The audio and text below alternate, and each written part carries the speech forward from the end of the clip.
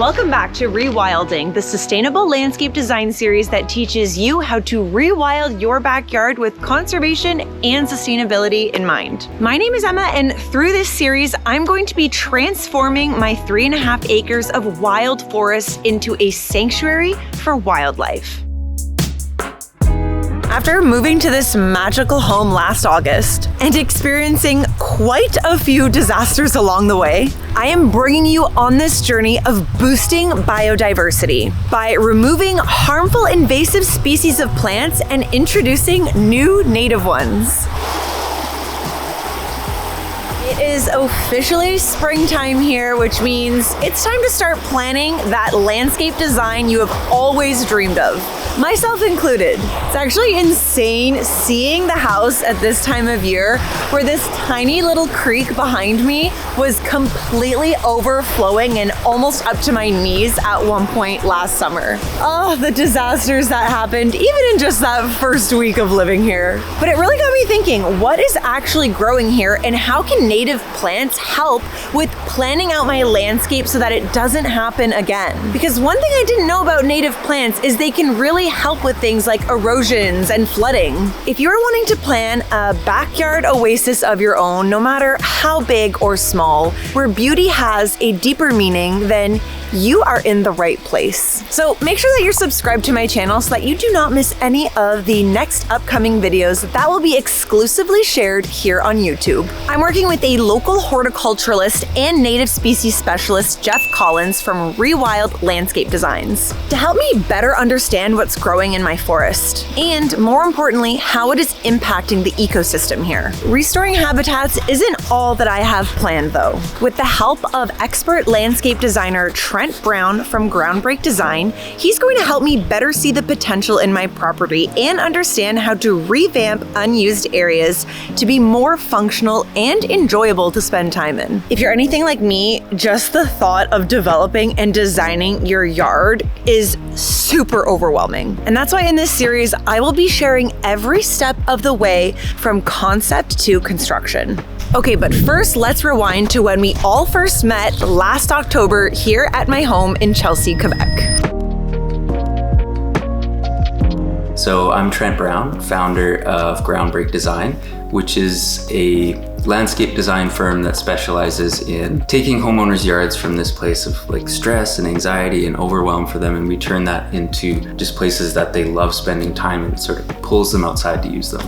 The first meeting with Trent was a really important part of the landscape design process and getting a true idea of what we want to do with these 3.5 acres. Whether you have a big backyard or a small space that you're working with, planning is such a crucial part of landscape design. Landscape design is the process of taking an outdoor space in its current state and really infusing functionality and an aesthetic to it to enhance the space for the property and the homeowner. The Groundbreak design process follows a step-by-step method called the Oasis Design Method. And the reason we go through it in that way, step by step, is you really need to start with understanding the reasons why people are making changes to their landscape. What are the underlying reasons that they like and don't like things? By starting there and then going through the other steps, it ensures that people will enjoy their landscape for years and years to come, because it's really ingrained with, they become reflections of the things that they value. This is a very big investment of time, money, effort, and heart. And we want people to enjoy those many years down the road and not be feeling like, this could be a little bit better. We want them really connected and grounded in that landscape design.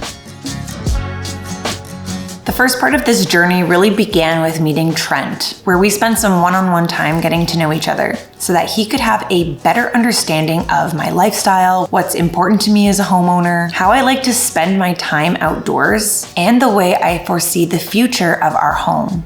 It was honestly like a therapy session in a lot of ways, and I could immediately understand the benefits of working with somebody like him. So the goal of this meeting really is to get to know you better, anyone else who's going to be using the space, so that whatever we design in this process is really a reflection of who you are, the things you value, and how you want to experience your life here. What draws you specifically to this property and this home here? The nature, obviously, the ecosystems that exist all around the property. It was a huge draw for making the big move to a new province, a new city. The privacy really drew me as well, having the ability to just feel like I'm very secluded in my space, but also being 10 minutes away from anywhere that I need to go. The water feature was obviously like a huge draw, and just the biodiversity that I know exists here. It kind of like brings me back to my childhood where I grew up camping in the woods and spending a lot of time in nature. I've just always been chasing the feeling of returning back to that. I feel like I found that here. I mean, to be honest, it seems overwhelming to think about, but when I look at this property right now as it is, I could honestly live here for 10 years and not change a thing. But also looking out here on the landscape, I am noticing a lot of invasive species that I would like to consider swapping out. Other alternatives that might be more beneficial for the plants and animals that live here.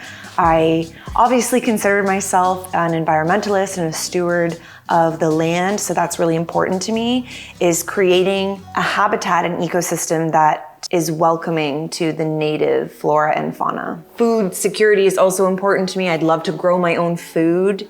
I have an idea of maybe a greenhouse. I have so many ideas, Trent, and this is why I'm so glad to be working with somebody like you who knows who can take all of this crazy mess that I am and like really dial it into what is realistic, what can go where, you hearing what's important to me, and then integrating that into a design. Are there any things that you've always wanted and maybe you don't know why, but yeah, that's always been a dream for you?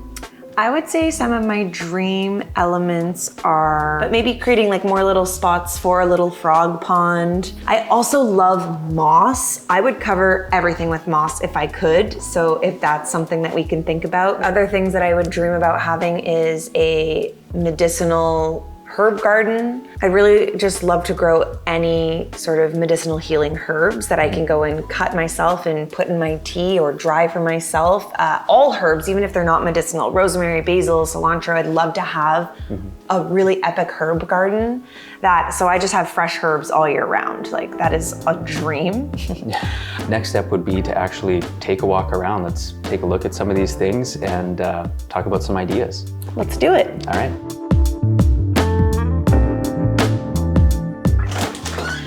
Okay, Trent, lead me through step one of your process when it comes to landscape design.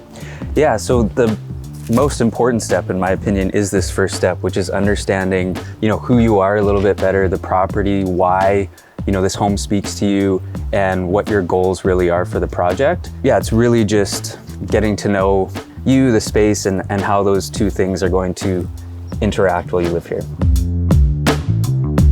Okay, so this part of the exterior property is like kind of unused. You can see there's a lot of space, a lot of like natural elements that have kind of just been thrown in. And because this is our master bedroom, we're looking out onto this every morning. Right. And I kind of had this idea of putting like a wildflower garden here and it being sort of like a cut flower garden so that when you're looking out, you see all these flowers, and it also serves the purpose of I can go and pick flowers and make bouquets because I freaking love doing that. Yeah, so you're like, even with that, you're trying to bring the landscape inside, like with those cuttings and things like that, right? Exactly. I really love how you can see the shape of this extension of the house, and I don't want to lose that by putting something too big there, but I would like to kind of cover that utility space under the house in a way that's really soft and natural. Engaging with nature on a regular basis is really like my whole why for why I started The Urban Botanist, how I began my business, and how I like intentionally choose to live my life is,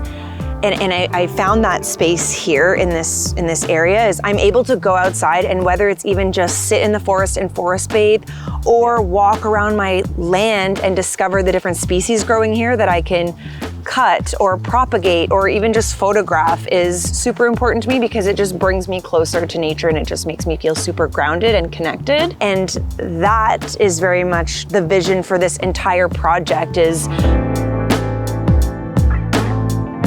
is really the only part of the home where there's color. Everywhere else is just green, green, green, which I'm absolutely okay with green, but I wouldn't mind adding some color in more places. So that's like kind of the only spot where there's color. There's this whole garden here. There's not a whole lot going on. It's still very beautiful and very like manicured, but maybe something that we could do to enhance it a little bit more as you're coming in. It's like, it's the first thing you see.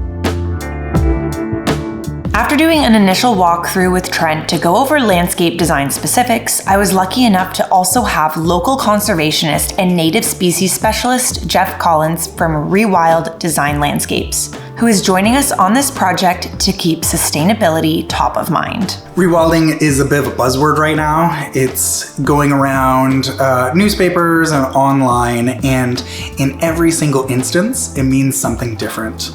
Conservation is so important to me because we only have one planet and we've spent so long playing The Sims on the planet that we have not just messed up our own little areas, but the ecosystem. You know, we are facing, it will probably be the most drastic thing humanity has ever faced, which is climate change. So to mitigate some of those detrimental factors, I'm looking at the ecology, specifically horticulturally. It's just this idea that I want to be alive and I want to thrive and I want everything else to as well. I like to focus on trying to create a habitat for, say, the monarch butterfly, because when you create a habitat for that specific butterfly, you are creating a habitat for so many other insects. Biophilic design is so important to include in all new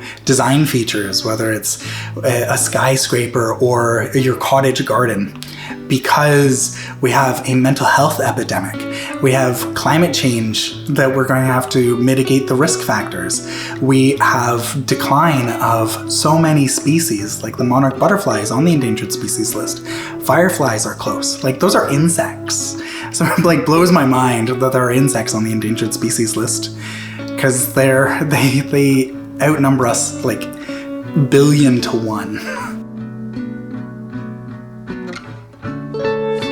The definition of a native plant is really a plant that grows here, that has evolved with the ecology, well, here, but from any place. A Japanese maple is a native plant to Japan. Being a landscaper in the city, I see a lot of invasive species that people have purchased at the garden centers, Home Depot or another nursery, but some of those that I see all the time are burning bush, periwinkle, goutweed. People have emotional connections to these plants.